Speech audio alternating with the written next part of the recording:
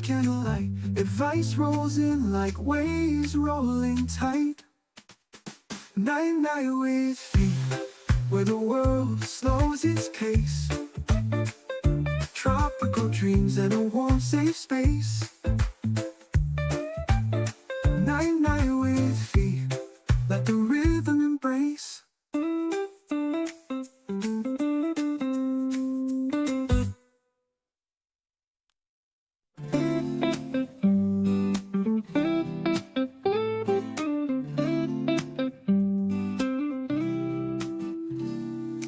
Moonlight whispers through the palm trees sway. Stars are winking like they've got something to say. The tide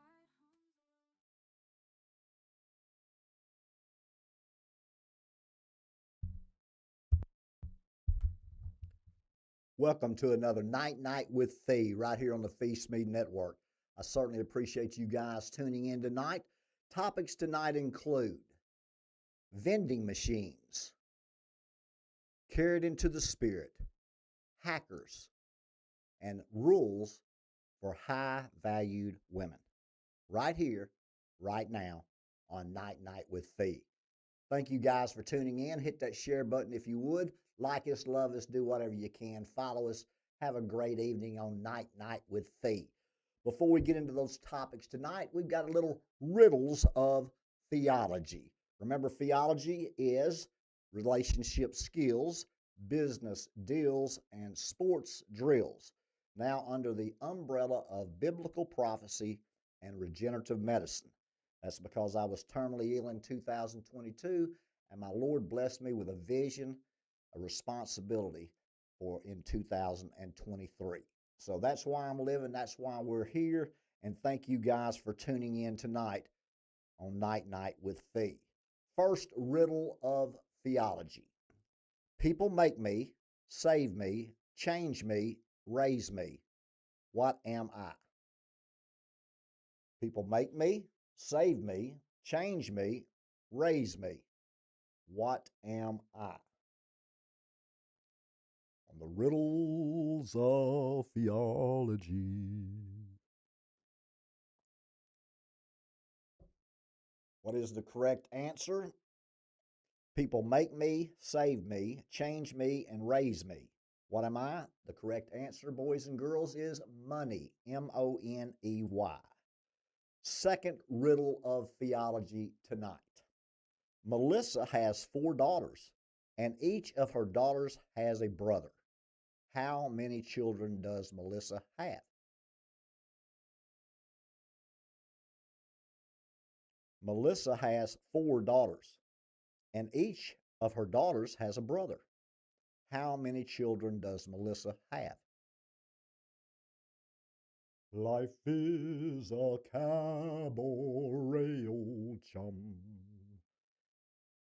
All right, last time, boys and girls. Melissa has 4 daughters, and each of her daughters has a brother. How many children does Melissa have? Correct answer is 5. Each daughter has the same brother. The last riddle of theology for tonight. You walk into a room that has a match, a kerosene lamp, a candle, and a fireplace. What would you light first? You walk into a room that has a match, a kerosene lamp, a candle, and a fireplace. What would you light first? Should be pretty easy for you guys, boys and girls. Step right up and answer. The correct answer is a match. You would strike the match first. I do appreciate you guys tuning in to Night with Phee right here on the Phee Smee Network. You know, I've talked to you guys about hackers before, how the elite of the elite are now all over your governments. They're paid, they're top, what they would call independent contractors in some cases. It's almost imperative that any time that there's any type of cyber attack or any type of grid being blacked out or gone down, that you can count on that the hackers have been involved. Even in Iran, what they did is they took down the internet first, because they didn't want you to see that they killed 30,000 people and what was going on there. That's why your reports now, they finally got it up to about 8 to 10,000 people, but it's around 30. And some people, one man reported 250,000. I don't know if we're going to let it go that far, but I do believe every bit that they've killed in excess of 30,000. And so your reports again are wrong. Your narrative is wrong.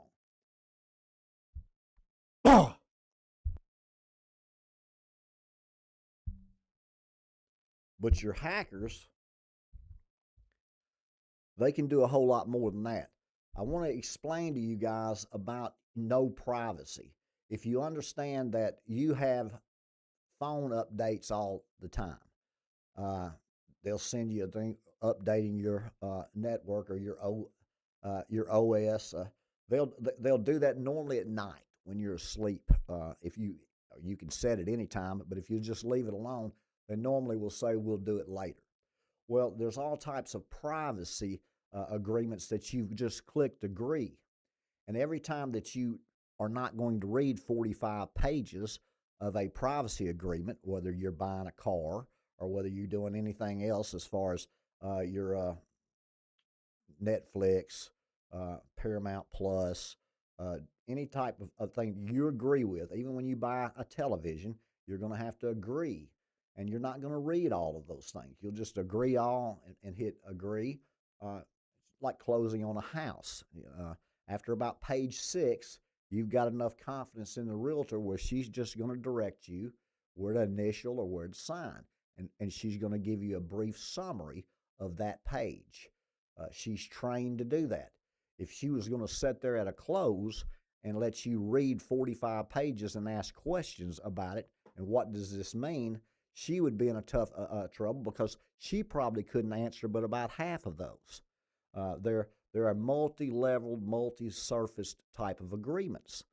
Now, if you don't think that's going on, then you'll find in all of your legal documents now, they even have sections that will go into all types of your latest technologies and communications.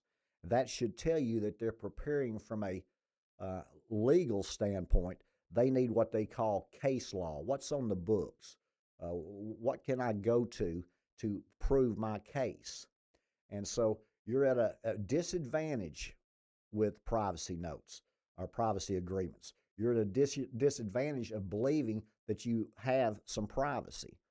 Your cars, I'm going to prove to you that they're listening to everything you say on the car. I'm going to prove to you that they can wreck your car anytime they want to. They can shut down your car, that they know where you're gone, and they can track you in your car. There's no way there's cameras in that car. Okay, well, there are. And you don't need to, if you walk into a car and you think you and your wife are having a private conversation, then you better have a vehicle that's older than 2012, younger than 2012. You don't need to have a 2013 model all the way to 2026. So you don't have any privacy in your car. As far as your Wi-Fi, as far as your televisions, whether they're on or off, your phones, your Apple Watches, you just, if I continue to tell you, if I continue to tell you that you do not have any privacy, that you're under surveillance all the time, that sooner or later you will believe me, because the digital cage they have for you is already there. All they've got to do is plug you in on it or give you the type of leverage that they would have on you in order for you to agree with that. Well, I'm not doing anything. I don't care if they hear. Well, I totally agree with you. That's why I had cameras all over my house. I figured if everybody wants to, if certain people are going to watch, I'll just let everybody watch. But then my Lord, spoke to me pretty clearly and told me this is not going to be an easy road for you. So you're going to have some privacy, and you're not going to get a lot of it. So you need to go ahead and make sure that you can eliminate some of that exposure. So that's what we've done. We couldn't get the mics right, but I wanted to be able to go from the car to the house, anywhere, in any place, unless the doctors or any meetings, they would say no, we don't want it to be filmed. And then, of course, I would honor and respect their wishes on that. But for you folks that think hackers are not involved in all of your uh, daily life, they can get access to anything. I will tell you that the technology is this. If you own a phone and your phone, its number is dialed, and you don't answer it, and it goes to your voicemail, they have access to every single thing you have on your phone. They are mirroring your phone. If you have a phone call and you answer it and hang up, spam, whatever you want to call it, they'll do better than spam call. It'll be something that'll be better than that. But if you answer it, they've got your phone. There's where your technology is. That's how far behind you are. If you program your garage door into your car, then the manufacturer of your car, which is sending data to all types of insurance companies, governments, for them to be able to rebuff your claims, even if it didn't have anything to do with it. Much like Disney World. Disney World, they have a restaurant that's outside of Disney World, and because a gentleman signed an agreement at Disney World, then he went to one of the restaurants outside that park that was owned by Disney and had a problem and sued, and Disney cited uh, his privacy and what he had agreed to when he signed that. Now they lost, but they still tried. That was their case. That was their legal argument. And so you're going to find that there's statutes on the books. There are things in the law that can be changed from administration to administration. I think your President Trump just repealed one of Obama's laws just a week ago. So you're going to find that hackers control everything that you have if they want to, and that your surveillance is already in effect. You're already living in that digital cage. So don't think that you have the privacy. Don't say anything that you or do anything that you don't think other people would want to know about you. That's the whole key with these hackers and with these privacy agreements and with the surveillance. You're just so far behind on the technology that when they roll something out new, what will they do? They will market it to the wealthy as a new, improved innovation. The wealthy will buy it, and the poor and the middle class will want it. They will have advertisers, celebrities. They'll have people that will promote it, and you will say, "I want it. I like that guy, or I like that girl." That is why they are signed to contracts to advertise or promote certain products. So you'll find that there's always a game being played, and if you play it on the surface level, you end up getting beat. You better have some pre-snap movement. You better have some deception with the inside belly to take it around the end. You better fake the end around and throw it to the tight end in the flat. Every play is a strategic move, and that's what you're seeing in the world tonight. Today, as I keep saying today for some reason, I've done it 3 times. It's tonight on Night Night with Phee. But bottom line is those chess pieces, every move on the board, there is a counter move to that. And so what you're looking at the world, when everybody told you they were fighting a narco terrorist in Venezuela, or they were going after their oil, there were other reasons why they were there. And why they tell you that they've had several peace talks with Iran, and they're moving in the right direction. What that's doing is giving folks time to plan, because Iran's not going to give up their uranium. Uh, they're going to continue to enrich it, and that's going to be a deal breaker. So in the end, when they get ready, you will see a regime change in Iran. Now, what will that do as far as the counter moves? Will there be anything other than a few missiles fired at our U.S. bases in the area? Or will it explode into a regional conflict? Or will it immediately activate sleeper cells in your country that are already here? So don't look at it at just the surface level. Remember, there's all kinds of things going on behind the scenes. I do appreciate you guys tuning in to Night with Phee on this Tuesday. We're going to go over the rules for high valued women. Very important that if you're a guy and you're looking for a high valued woman, that you would see some of these traits. And if you're a woman, then you should adhere to a lot of these traits. I think what it will do is to be beneficial for you to practice these traits. So we'll go over them and try to explain them. But the first one would be never go back to a man who disrespected you. It just never works. What it does, if you're in a new relationship and he's cheating on you, or he's talking to other women, and you confront him about it, and you're in a committed relationship. You're not going out with him on Saturday and next Tuesday going out with another guy, and the next Friday you met another guy. You're still on the market then. But if you're in a committed relationship and 3 months in or 6 months in, you find him texting or cheating, or on, at these times it's on Tinder and all kinds of other things that you'll find. But if you find that doing, and he's going to be sorry that you caught him. He's not going to be sorry, or he wouldn't have done it. But he'll be sorry that you caught him. He'll tell you he's not ever going to do it again, and you want to believe him. In reality, that disrespect's not going away. You're not going to change that individual. My Lord can change him. He can change himself, but you're not going to change him. So if he's disrespecting you, if he's abusing you, if he talks down to you all the time, if he doesn't give you the respect that you believe you deserve, then check it to him and move on.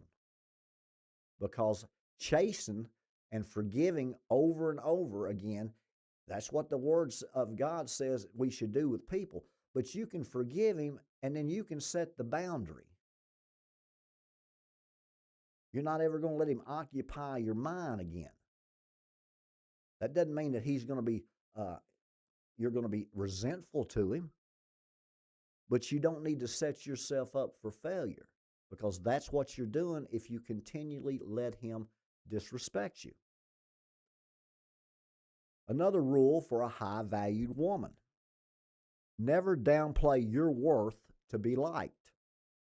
It's important that a lot of people, greatness is diluted by familiarity. The more you know somebody, the more you know their flaws, the more you no longer think that they're the greatest thing in the world. So over a long period of time, you're going to make several mistakes, and so is he.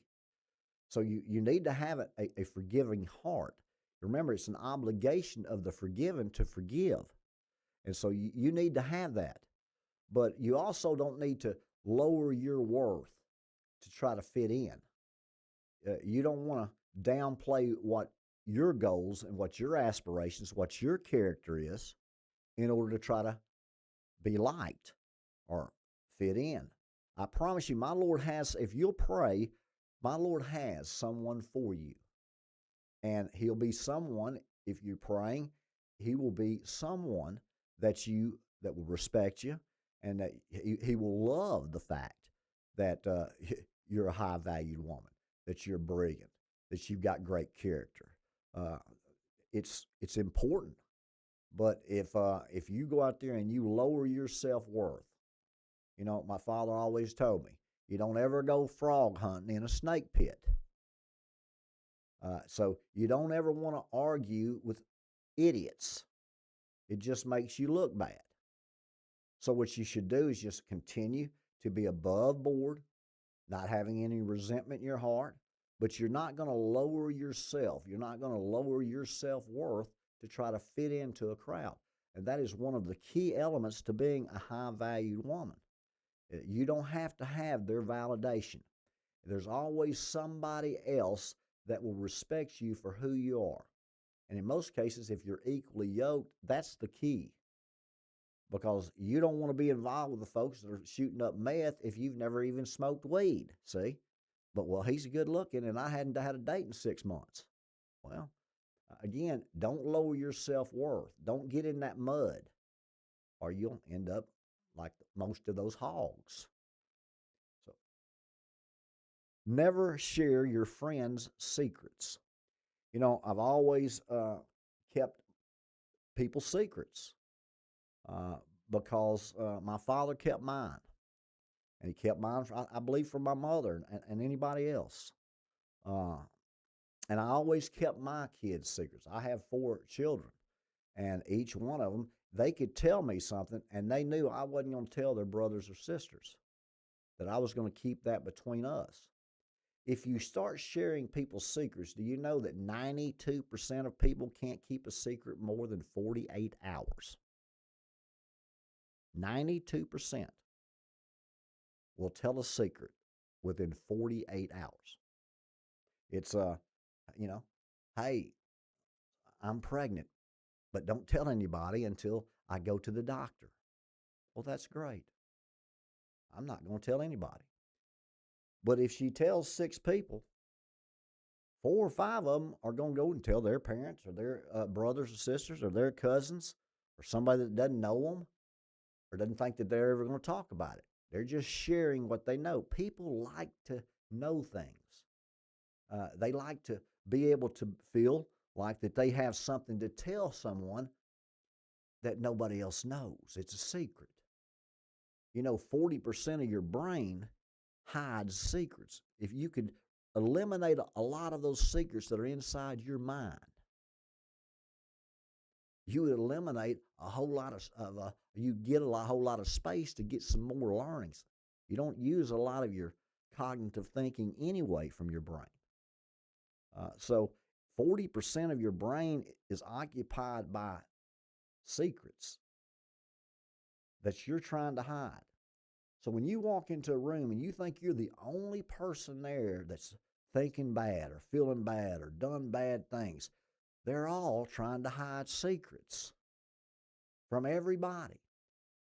Now, that is why I've always loved the human mind, the psychology, the abnormal psychology of the human mind.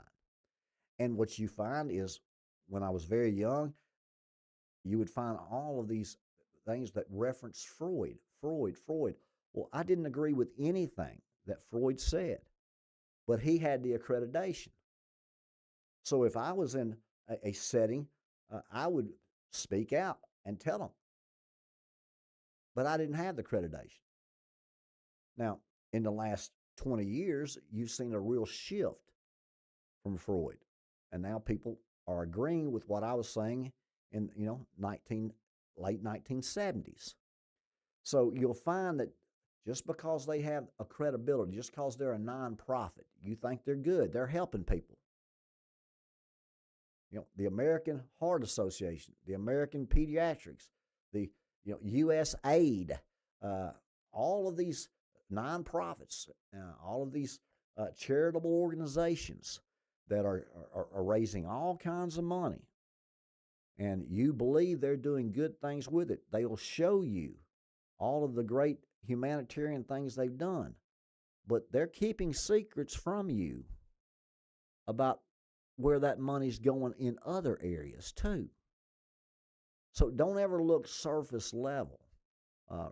Always think, okay, I need to go a little deeper and a little deeper. I tell you guys now that most people say, how you doing? And if you take more than 7 seconds responding, they're sorry they asked. They want you to do this. How you doing? Good. How you doing? Fine. Good to see you. That's it. That's what they want. But if you engage, make a connection, and ask at least 3 questions and listen, You'll find out if somebody actually knows something about a subject. And you'll also, if you just let them talk, you'll find out if you're looking in their eyes and looking at their mannerisms to see if they're jittery, if they're nervous, if their eyes are widening, if their cheeks are raising. You'll see all of those signs that say, you just listen and look, and you'll see that there are a whole lot of people out there that you don't want to trust or give your heart to as far as a man is concerned. You need to make sure that if you're going to be with a man, don't give your body away to somebody that you don't know anything about. You need to learn something about them, and you need to spend some time with them. And in reality, you don't need to have premarital sex. But I was guilty of that, so I'm not preaching at you. I'm trying to coach you. But it is very important that you don't share your friends' secrets. Never chase someone who's walking away. You'll find that in relationships, if and I've done it many many times, if you chase someone, it gets worse for you. So I always never chased anybody. I learned that from psychology, not experience, that if you hold or back and you don't chase, if it's really meant to be, then they're going to turn back around at some point and rejoin you. But if they're walking away and you're doing anything and everything you can to get them back, it puts you in a position of weakness. It puts you in a position to where they can disrespect you again and again and again. And a lot of times, in women's cases, they're economically straddled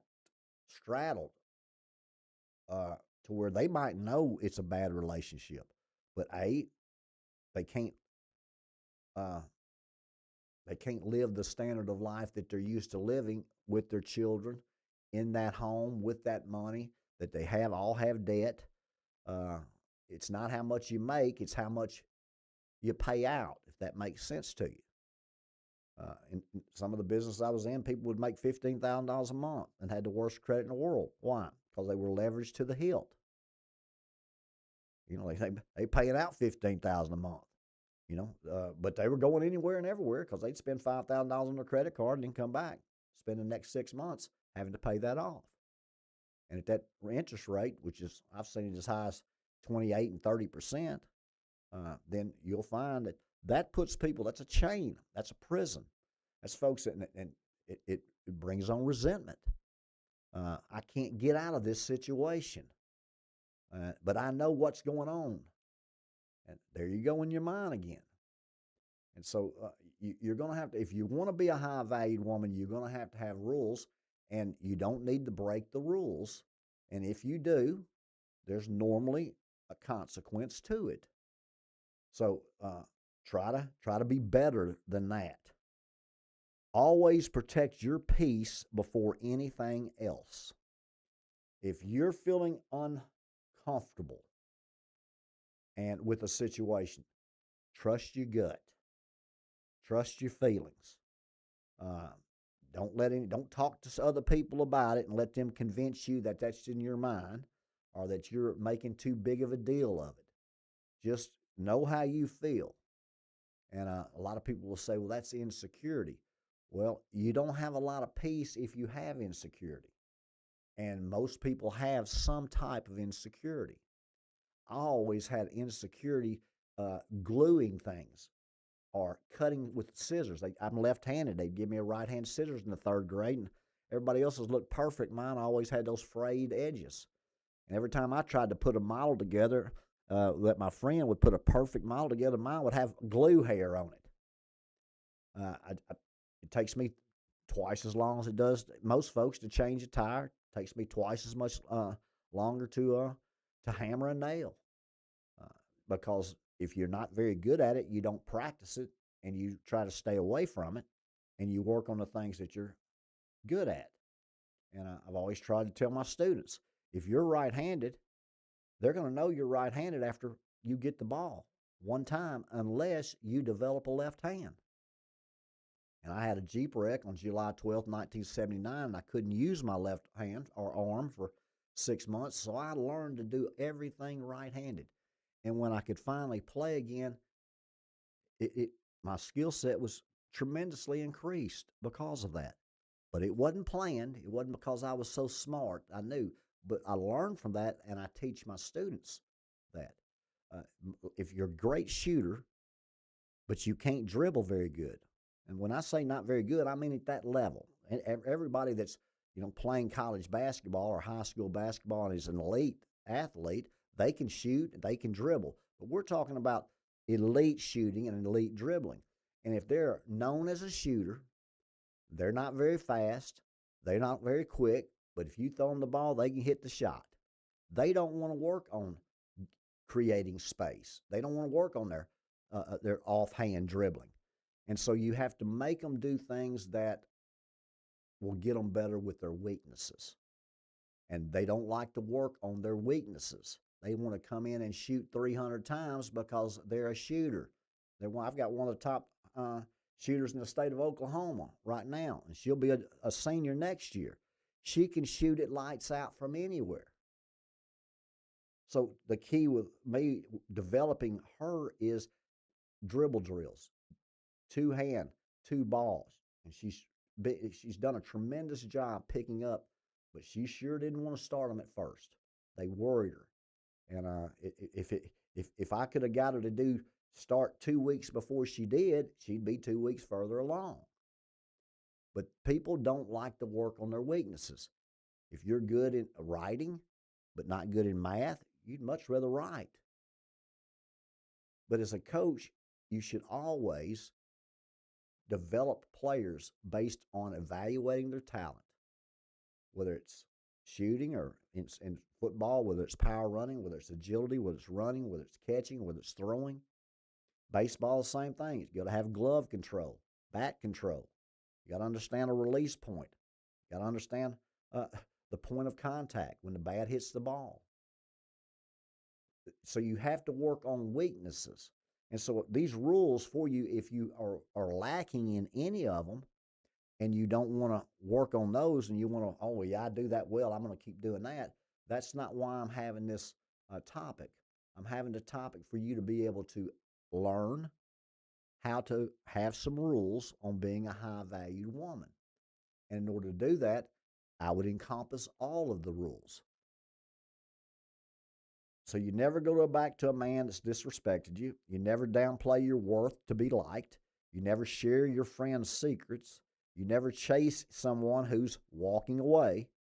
You always protect your peace before anything else. And keep your standards high. And don't apologize for them. Well, she's just a snob. She thinks that, her poop don't stink. She's so arrogant. Well, I would not let anyone determine what your standard is or what your bar is. If people had higher standards, they would get out of they'd have a whole lot less trouble. But in some cases, you've got a lot of women out there that will choose a man just because they don't know if they can get anybody else. And they'll stay with a man that disrespects them. They'll stay with a man who abuses them. They'll stay with a man who does a whole lot of things that they don't like, and it creates a lot of resentment. And a lot of times it's because they've either got kids or they don't know if anybody else is going to want them. And having somebody is better than not having anybody is what a lot of people think. That's what's called loneliness and being isolated. And so you've got things going through your mind all the time. And if you're isolated and you're not seeing a lot of people, and then all of a sudden you meet someone, well, I hadn't met anybody. Well, hey, that might be the one. Well, that's the whole key to being a high-valued woman is you don't lower your standards for anybody. And if you're a man, you don't lower your standards for anybody either. Well, she sure is pretty. Well, you know what Snowbird said? Snowbird was a little puppet when I was a little bitty kid, and he would come out on Channel 5 in Memphis, Tennessee. any time that it snowed. And Snowbird would tell you whether or not you were going to go to school the next day. And Snowbird would say, you know, there's more to a person than just a pretty wrapper. There's more to a person than just a pretty wrapper. That's the outside. So if you look at a beautiful woman or you're looking at a gorgeous man and you fall in love with his looks only, you're going to put yourself in a real tough situation, and you're liable to lower your standards. You're liable to let him disrespect you. You're liable to chase him when he's walking away. You're liable to try to fit in order to be a part. So those are all things, that obstacles, potholes, mines that you need to be aware of. And if you are walking through them blindfolded, you're not going to be aware of them. Don't compete with other women. Support them. You're going to find that 80% plus of women are always competing with other women. They're always looking at other women. And they're always looking, if they've got a man, they're always looking to see if other women are looking at their man. So always remember that you don't compete with other women. You support them. That'll put you in a whole little bitty small group that folks won't ever forget about. Because, you'd like to have, as a woman, you would like to have friends that would keep your secrets. You would like to have people that you could trust.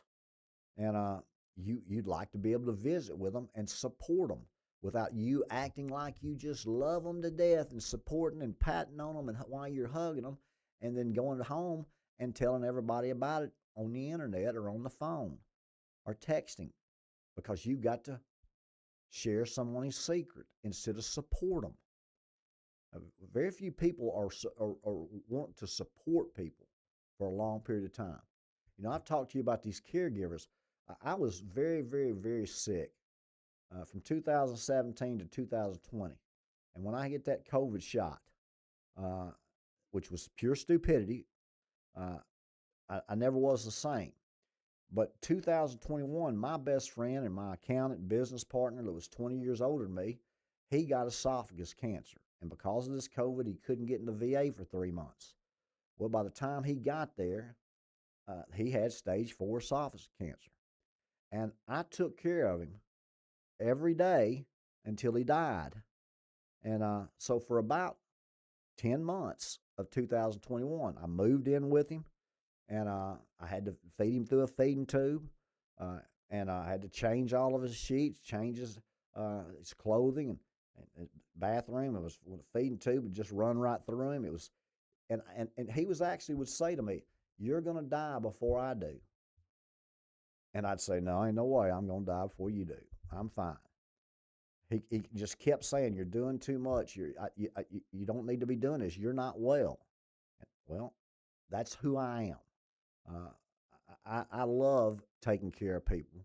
My children, my mother was like that. And I have a grandmother like that. And I have a real love for caring for people. Now, I've got a whole lot of other problems in my life that I've had, but that's never been one of them. I've never been trying to make fun of the mentally challenged child. I was always taking up for him. Nobody was going to talk about that around me. It's a pet peeve of mine. If somebody was on crutches, I'd be the one to carry the books. I enjoyed that. I wanted to help. And so those are the type things that you either it's ingrained in you or it's not. And it's not for a lot of folks, because caregiving to folks, especially over a long period of time, it's very stressful, and it wears on you. And you'll find in parents that have had children with chronic diseases or cancer, they'll get through those treatments. They'll get through even to the cure, and within 3 years, they'll be divorced. Almost twice the national average of folks when they've got a 2, 3, 4, 5-year-old, and they've gone 2, 3 years, every day. That's what their life's been revolved around. And they've got the best conclusion they could possibly get.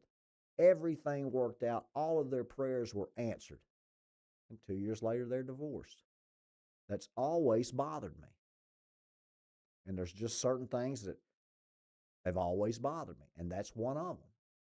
I don't understand how you would rely on people that much, that hard, be that emotional, that raw, that vulnerable with one another, day after day, night after night, and get what you wanted, and then the marriage collapse.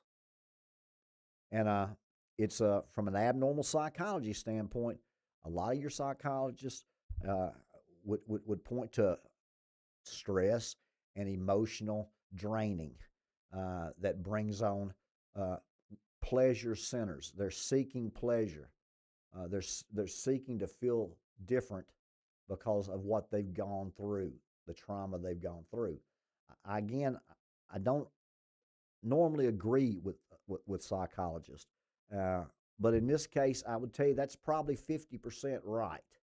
Uh, the real issue in that case is you've been on DEFCON 4 for so long that when it finally drops and your emotional stability is back, you don't know how to act. And normally, when you don't know how to act, you start seeking other things. And that's what normally happens. So, if you want to be a high value woman, please don't compete with other women. Support them and don't tell their secrets. Invest in your spiritual life, your health and beauty, along with your mind. If you would pray and get in the Word of God and be around folks that are equally yoked with you, you're going to find that you're going to be much better off in the long run finding a partner. So invest in your spiritual life, invest in your beauty and your health.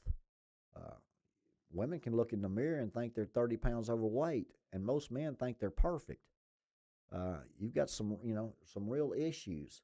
And if you're a woman and an athlete, I tell people I used to work in a carnival because I can tell you your weight within 3 pounds, and I can tell you your age within 3 years, unless I'm trying to make somebody feel good with their weight or their age.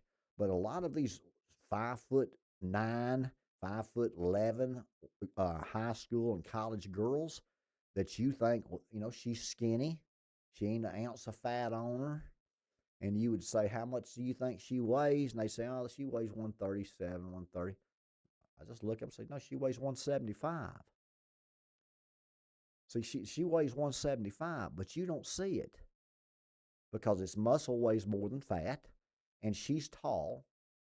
And so you're thinking that a woman should be, 5'5", 125 pounds with 36, 24, 36. But that's not normally what happens in that case. If you're a woman and you're just so fascinated by height, I've got several tall girl athletes, and their number one thing is they want to date someone, they want to marry someone that's taller than them. Why is that? Well, women mature 2 years before men. Uh, they're tall anyway. Um, the average height in the world is 5'6", which still surprises me that I'm 5'8", and I'm taller than 70% of the world. And they're talking about they want a 6'4" man, which puts them back to about 6% of the people out there are 6'4" and taller. But if you're 5'11", you're not going to marry a 5'7" or a 5'8" guy normally. It really bothers women. And why does it do it? Because when they were all from first grade all the way up, they were always the tallest one. I had one girl that was 6 foot tall in the 6th grade. They called her Giraffe. How do you think that made her feel? All her life, they were teasing her about being giraffe because she was a head taller and a neck taller than everybody else in the room. Well, she didn't grow anymore. She's 6 foot tall when she graduated high school. And what I told her when she was in junior high, I said, don't worry about it. You're either going to be one or two things. You'll either be a runway model or you'll be a basketball player. And of course, she's in the cosmetic modeling business now. So she works for a company and models and does all types of beauty treatments. But can you imagine why these tall girls all their lives are so hung up on men that are taller than them? Because they've been made fun of all their lives for being so tall. And so if they're only 5'7" or 5'8", it doesn't take long for folks to catch up with them. But if they're 5'11" to 6'1", you're limiting a whole lot of folks there. And you've been dogged and laughed at all your life, so it's very sensitive to you. And people hurt people's feelings all the time without knowing it. And some people hurt people's feelings on purpose to tease them. And they like to take it the weak. See, I don't like people who make fun of the weak, the handicapped. That doesn't make sense to me. If you want to play, it's like a man that wants to play in a woman's sport. That is the most ridiculous thing in the world. And for your government and your legislation putting up with that, just say it out loud. I'm not good enough to go to the Olympics as a male athlete, but I'll win the gold as a female. I'm not good enough to make the high school basketball team as a man, but I can start as a female. If for me to be saying that bothers me. And that's what's going on in 2026. So you've got insecurities. Everybody, the most beautiful woman in the world, and I've known a whole lot of them, they all have insecurities. They all have something about themselves they don't like. Why? Because they know themselves better than anybody else, just as you do. So if you want some rules to be a high-valued woman, then invest in your spiritual life, your health, and your beauty, along with your mind. You know, people stop learning when they get out of school. And now I've already told you, we've got young people that have graduated in high school that can't read and can't write, but they're awesome on computers. These teachers have no shot. They'll give them homework. They'll just go down, type it into Gronk or Google or whatever, whoever they're typing it into, get their homework, and they're done. They're back. They're not learning. They have taken what was supposed to be tools to help them be more efficient, and they have become slaves to a black mirror and other people's lives in the past instead of living in the present and in the future. Because you can't do anything about the past, but that's all folks do is regurgitate. Regurgitate. And if you're not doing research papers or learning a subject for history, or you don't need to be always looking at things that are in the past. You need to have a vision for the future. In Proverbs, it says, without vision, the people perish. I'm thankful to have a vision from my Lord. Dress for yourself, not for approval. You'll see that all the time. Women especially. They're worried about if, well, you're wearing a red. I didn't know you were going to wear that red. Well, you look like Twinkies today. That bothers them. That they might have bought the same dress as somebody else in the class, or they might have wear the same outfit as somebody at their workplace. Every dude's got a blue suit. Every dude's got a brown suit. Every dude's got a gray suit. Every dude's got a black suit. He don't want somebody wearing the same tie. But folks ain't worried about blue jeans and khakis because folks have got it. But a woman, you walk in with a dress that you spent money on and somebody else has got the exact dress. My mother and father were in the dress, the apparel, women's apparel business and the kids' apparel business. And then my brother got into the men's apparel business. And I could tell people I grew up around bras and panties. So I know it bothers people. But when you're buying for a store, You're not buying one dress. You're buying 3 dozen at size 6, 8, 10, and 12. If they're missies or juniors. But if you're buying 36, 3 dozen in different sizes, there's a possibility in a town that somebody else is buying, you ain't the only one that bought them out of the 36. And that really bothers women. They don't want to be the same shoes. They don't want to have the same clothes on.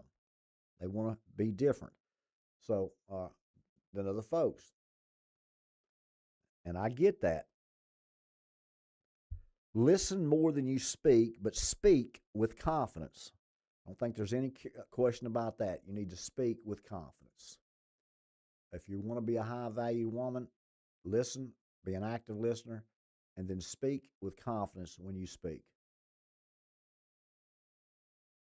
Moving into carried into the Spirit. You know, I had a vision on June the 24th, 2023, and I'd never experienced it. I'd had some great encounters with my Lord in my life, carried by angels at a Jeep wreck on July 12th, 1979, filled by the Holy Spirit as a junior in college, and was prophesied over.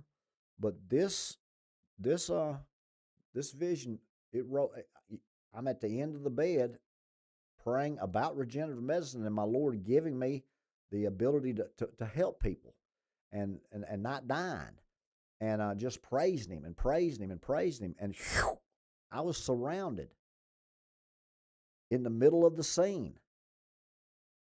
And I saw a whole lot of things.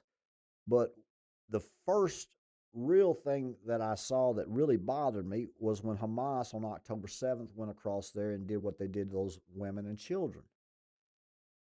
But when you got to World War III, and I'm in the middle of World War III, and all of this nuclear weapons and all of these stuff's going on, it was just a peace over me. And Psalms 91, 7 through 16. This is exactly the verse that I heard. 1,000 may fall at your side and 10,000 at your right hand, but it shall not come near you. Only with your eyes shall you look and see the reward of the wicked, because you have made the Lord, who is my refuge, even the Most High, your dwelling place. No evil shall befall you, nor shall any plague come near your dwelling. For ye shall give his angels charge over you, to keep you all in your ways. In their hands they shall bear you up, lest you your foot against a stone. You shall tread upon the lion and the cobra, the young lion and the serpent you shall trample underfoot. When I went on this journey in 2023, Thanksgiving, and was in 7 states, and it was just phenomenal. But I wore snakeskin boots that I hadn't worn in 35 years, since I was probably 25 or 30. And they were, at the time, very nice boots, and I hadn't worn them in 30 years. And I had a driver that was a tailor-made driver. And when I would walk, people would always comment, I really like those boots. Man, I really like those boots. If somebody said it, 50 people said it. Over that 7-day period. They just loved those boots. And every time they would say, I love those boots, I says, yes, I'm here to trample on some snakes and slay some serpents. So that's what I was there. I would tell them all, and they would laugh. Man, I like your boots. Thank you so much. I'm here to slay some dragons and trample on some cobras. I loved it. So when he says, the young lion and the serpent you shall trample underfoot, I like that. Because he has set his love upon me, therefore I will deliver him. I will set him on high, because he has known my name. He shall call upon me, and I will answer him. I will be with him in trouble. I will deliver him and honor him. Psalms 91 means something to me because walking through World War III, seeing a third of man, 2.8 billion people, just blown away, evaporated, eliminated, annihilated. And that Psalms 91, just as calm as I could be, wasn't hurt, wasn't touched, wasn't just didn't feel any anxiety. So it's people want to dog a vision. They want to say you're crazy. They want to say all kinds of bad things about you. But you're not going to ever take that away from me, and it doesn't matter. Uh, uh, it's real. I never had a problem with anybody thinking that I was crazy before I had that vision. So it just didn't happen. I just didn't go to bed one night, tell people I had a vision, and actually have a bad dream. I was standing up walking back and forth at the foot of the bed. And whew, I was in a whole different dimension. And I'm so thankful for it. You know, I get tired of watching these three TVs. You've got some real narratives out there. These vending machines is what I call them. They want you to choose Pepsi or they want you to choose Coke because they own both of them. If you don't know that all of your news outlets are owned by the same type of folks, all of your Hollywood executives, all of your high investment bankers, your monetary funds, your hedge funds, your Federal Reserve, your central banks, your politicians, your government, uh, they're all owned and they're all owned by the same folks. And so it's the Pepsi or the Coke, it's the Conoco or the Texaco that's on the opposite sides. It'd be like if the McDonald's franchise owner owned the Wendy's franchise owner. That's exactly what it would be like, although that's not the case. But it is the case with most of your convenience stores, and certainly most of the case when you see 4 vending machines, they're all owned by the same vending company. And they want you to choose.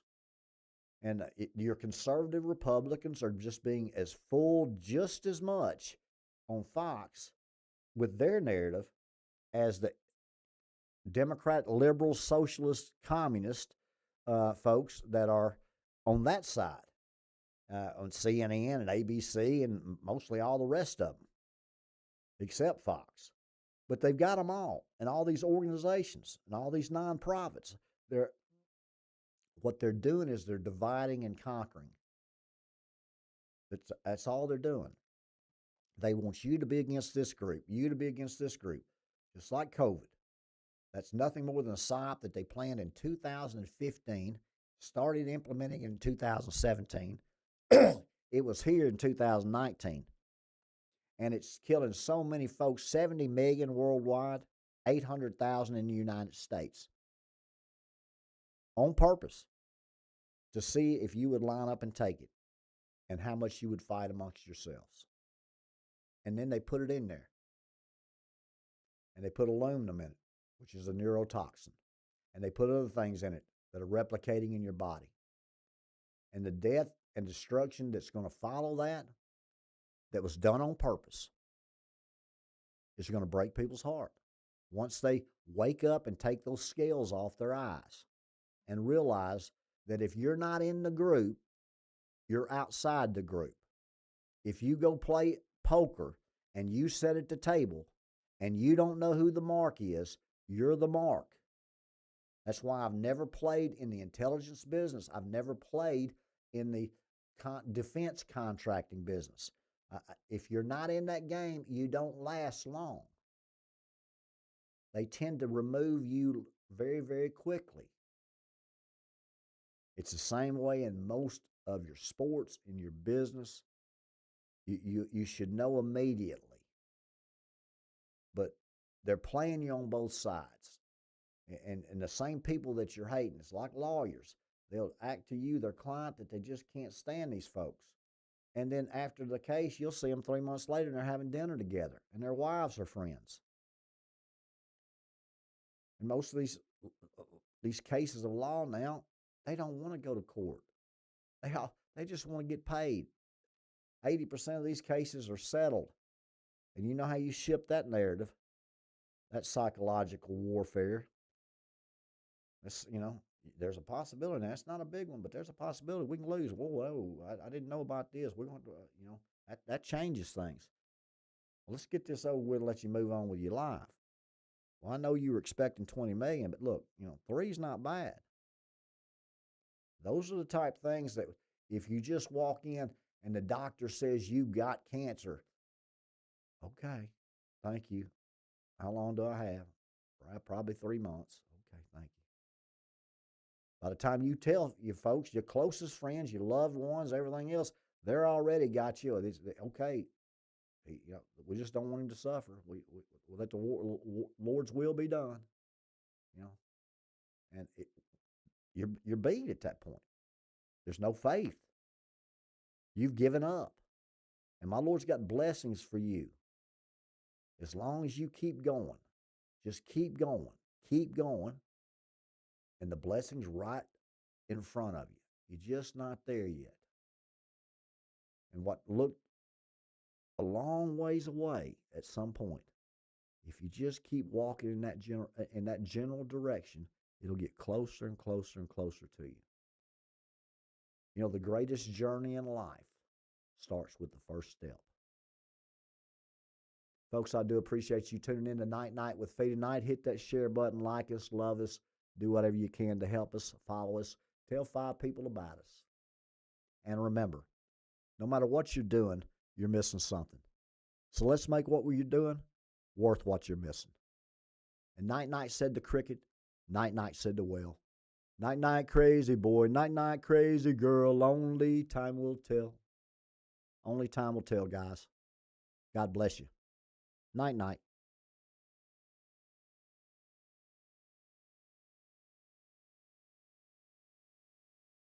Size, a place for hearts to rest, no disguise. Night with Phee, just you and me. Like